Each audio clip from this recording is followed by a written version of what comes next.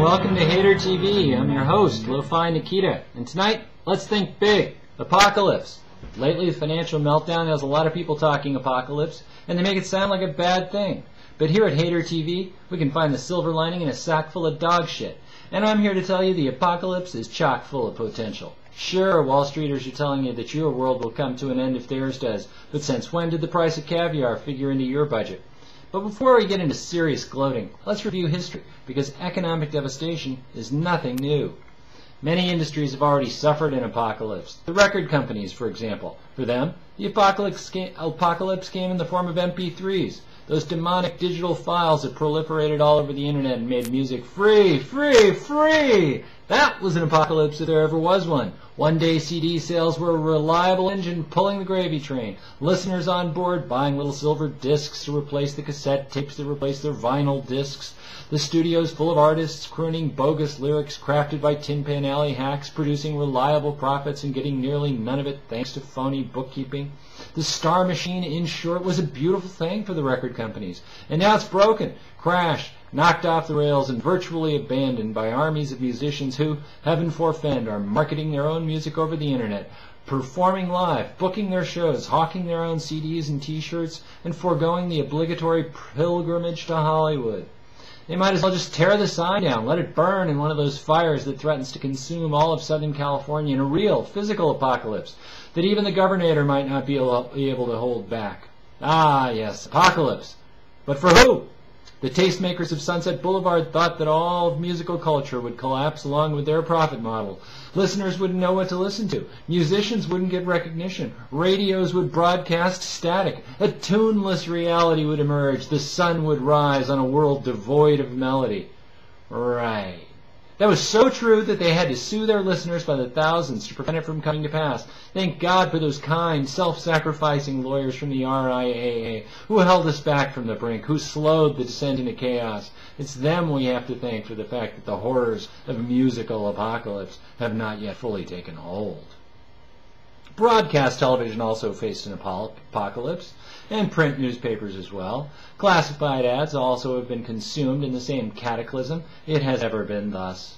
The relentless march of technology has consumed so many trades, the makers of arrowheads, the weavers of vegetable textiles, the armies of slaves who once picked cotton in the American South, the slave traders themselves, all people with jobs that were lost to the pitiless onward march of progress.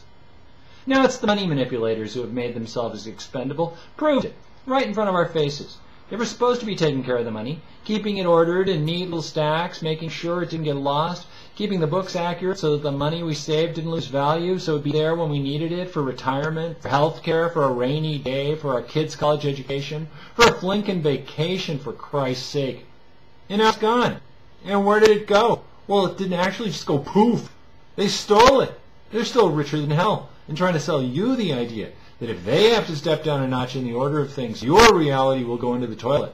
Hello? I hear a great flushing sound. I heard on NPR that the total supply of all money in the world was some very large amount in 2004, let's say X trillion dollars. Today it is twice that, 2X trillion.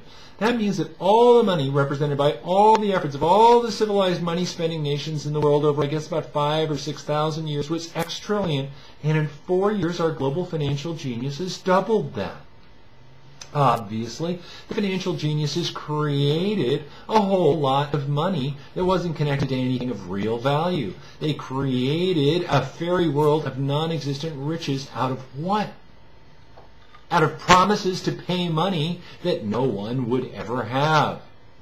The financial geniuses say they couldn't figure this out. Are you kidding me? Let's think about this for a second. I've got a visual aid here. This is accounting, so don't get scared. Some people do it for a living. But some people, like the people on Wall Street, they can't do it for shit. And I'm going to show you how I know.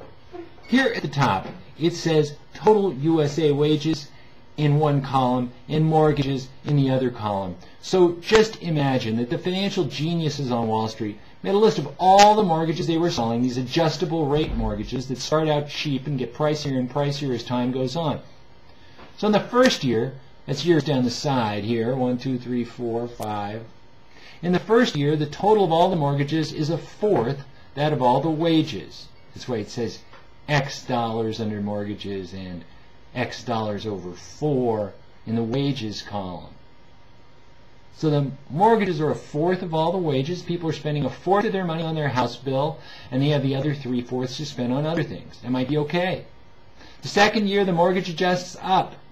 It's now half the wages. Too high. You can see right away that you're going to get people defaulting. Can't pay half your money in the mortgage. And in the third year, the total of all the mortgages is going to be equal to all the wages, which clearly won't work. And then, let's just say it keeps going up from there, and the math is actually like this. People stepping into homes and debt, not knowing what they're getting into, thinking prices will go up forever. The guys at the bank will always lend on the rising house prices, but the guys at the head of the class, the guys in the mortgage market, they've got all the numbers. They know there's just too much money on this side of the ledger, and this can never work out. So they can't tell me they couldn't add up all the mortgage obligations and subtract them from all the wages available to pay those mortgages. That's addition and subtraction. You don't need derivatives to figure that out. So if the financial geniuses tell you that they create wealth, yeah, it's true, they do. But it's hocus pocus. It's not real wealth, it's imaginary, unreal wealth. But what happened was that people bought these mortgage obligations thinking, look at how much money we'll be getting as they adjust upward, and we'll just rake it in. Those homeowners will have to pay, or we'll evict them. Not thinking that homeowners just wouldn't be able to pay those rates. Then, when homeowners started defaulting, and not in droves, over 92% of the mortgages in this country are still paid on time. Just think about that. I run a small business, and if I collected 92% of everything I billed, I would be ecstatic. But just that 8% default rate has thrown their whole business into a tizzy. Why? Because ultimately, the mortgage business isn't really even about collecting all that interest.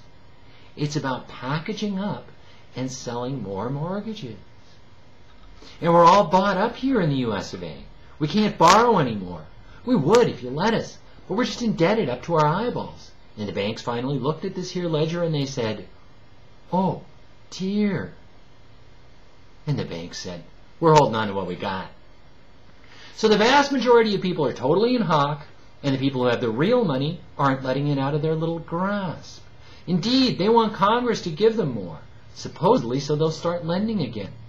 But the three little pigs are more likely to throw open the doors of their houses and invite the big bad wolf in for a cup of tea than the bankers are likely to start lending again. They got the cash. But here's the irony. It's disappearing. Why? Because they need the unwashed billions to spend it. It loses value when it's not spent.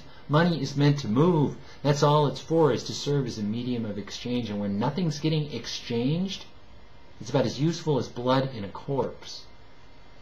The financial geniuses helped only themselves when they inflated the universe with phony value, and now, as it deflates, we must remember that the real value of everything comes from labor. Even gold in the ground is useless until it is extracted, refined, and put on the market. A pound of grain will still only make a certain amount of bread, no matter what price you put on it. A gallon of milk doesn't become 2 gallons when the price doubles. And when the magic of the money magicians explodes, leaving everybody covered in fairy dust that somehow smells suspiciously like bullshit, nothing has been lost except what was unreal in the first place. And it sure as hell doesn't mean that we need to do whatever the magicians tell us to do, because if we don't, there will be an apocalypse. Instead, you need to do what you do with any other swindler when you realize you've been had. You drop kick them the hell out of your life and don't give them another dollar or a minute of your time. And they just hate that.